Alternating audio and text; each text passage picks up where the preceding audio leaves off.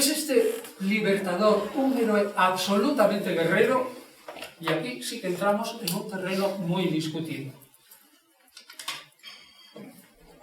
Uno de mis colegas, con el que yo estoy haciendo ahora la edición laica, aconfesional, histórico-crítica, pero no militante, del Nuevo Testamento, ha publicado un libro que no ha querido que pase sus ideas a las notas, con buen acuerdo, que se llama El Galileo Armado. Es José Montserrat. Yo no estoy de acuerdo con eso. No hay en los evangelios absolutamente nada que defina a Jesús como un Galileo armado, única y exclusivamente Jesús. El Nazareno, el Menestral, no el Cristo.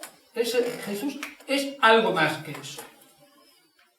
Solo al presentarse sentado sobre un borriquillo en cumplimiento de Zacarías 9:9, esa profecía, le estaba indicando al pueblo que ahí así que había un elemento que no eran solamente las armas, porque si no hubiera entrado en un caballo y con una espada y todo eso. Entra montado en un borrico.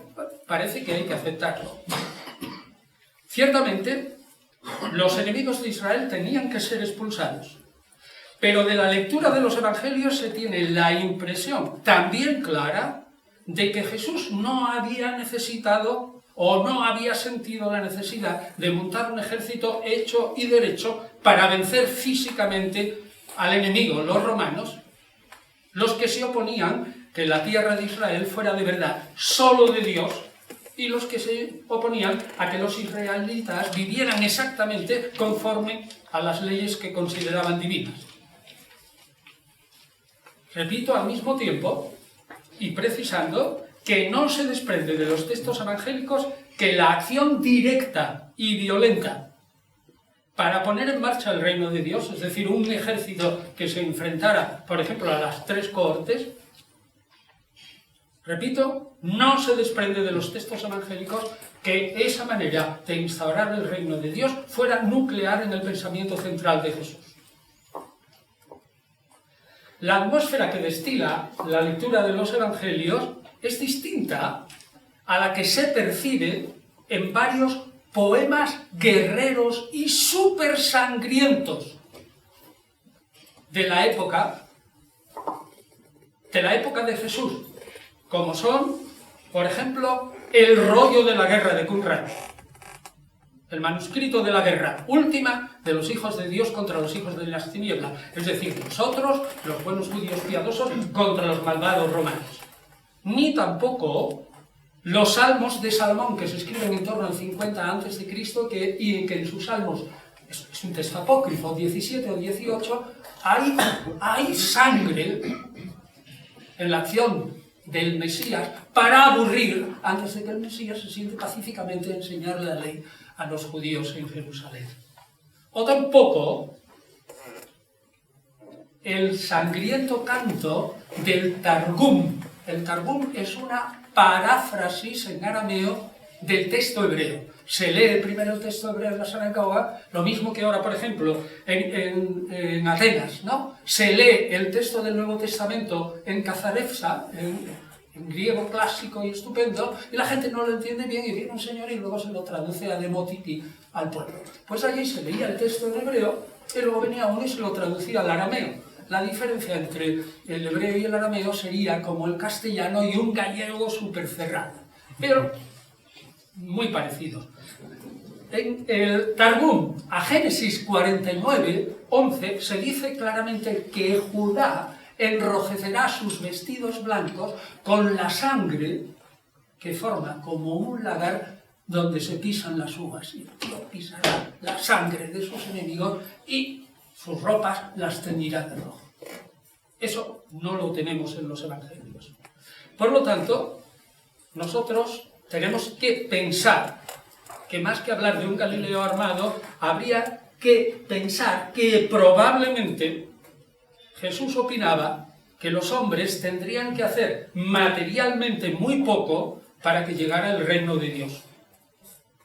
Era Dios casi en exclusiva el que actuaría contra los enemigos de Israel si ellos se convertían, si aceptaban el mensaje ético del reino con todo su corazón.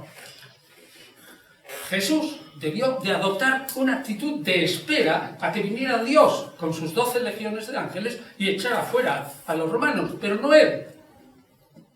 Salvo quizás en esa entrada en Jerusalén, llevado por la desesperación de haber fracasado radicalmente en su misión en Galilea, esa entrada en Jerusalén y la purificación del templo se pueden interpretar como una invitación y decirle, bueno, Dios, venga, ya nosotros hemos hecho lo que podemos, ahora vengan las 12 legiones de ángeles. Solo que la transmisión de los evangelios, porque hablan de un Jesús político, aquí el Evangelio de Mateo, lo que expresan es, ¿acaso no puedo yo pedir los 12 legiones de ángeles? Y sin embargo no las voy a pedir a mí, que me maten para la salvación de la humanidad.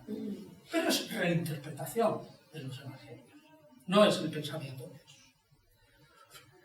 De acuerdo con esta tesitura, según los evangelios, Jesús se preocupaba mucho más del individuo que del grupo social.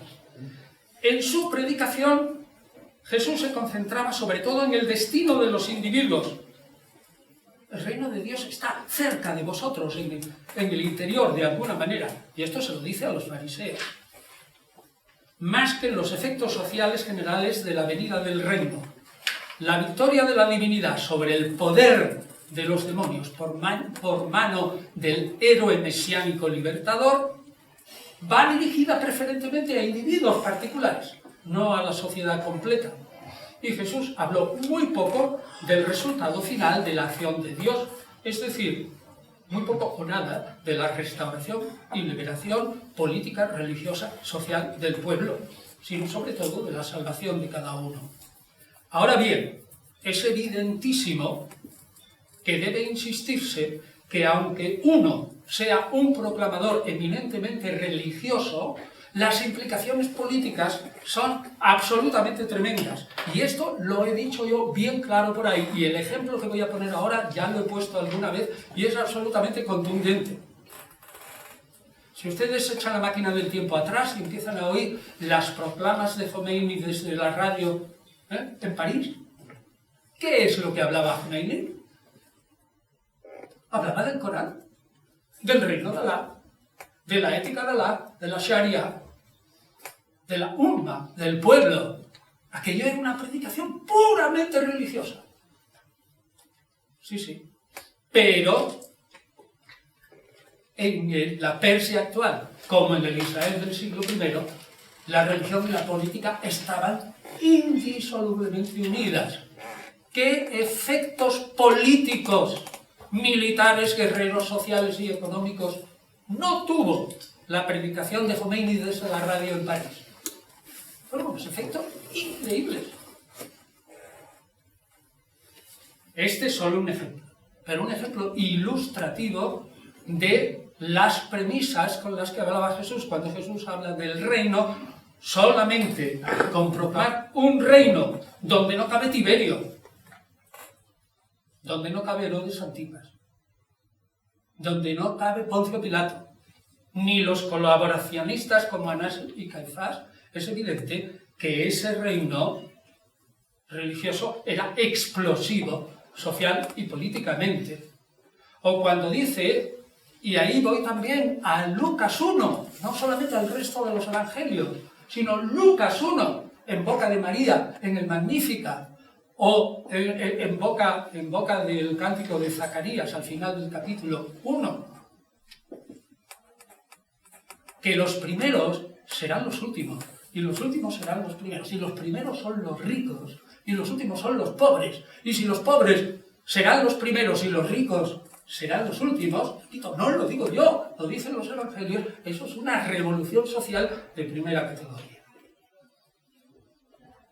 Y este es el héroe mesiánico que yo digo que la investigación independiente pone de relieve y que es universalmente criticado. Durante 75 días en mi blog he estado poniendo una paráfrasis, aclaración y ensayo de un artículo de mi colega Fernando Bermejo, publicado en inglés, que se llama, el título es Jesús y la resistencia antirromana. Es un artículo largo de más de 100 páginas, pero yo lo he traducido al castellano, porque un artículo publicado en inglés, aunque esté en internet, no lo lee nadie. Pues yo lo he puesto en castellano, lo he dividido, lo he parafraseado, lo he aumentado 75 días a 3 folios. No tiene nada más que ir a mi blog. Está repetido en 2 blogs y en 5 páginas de Facebook.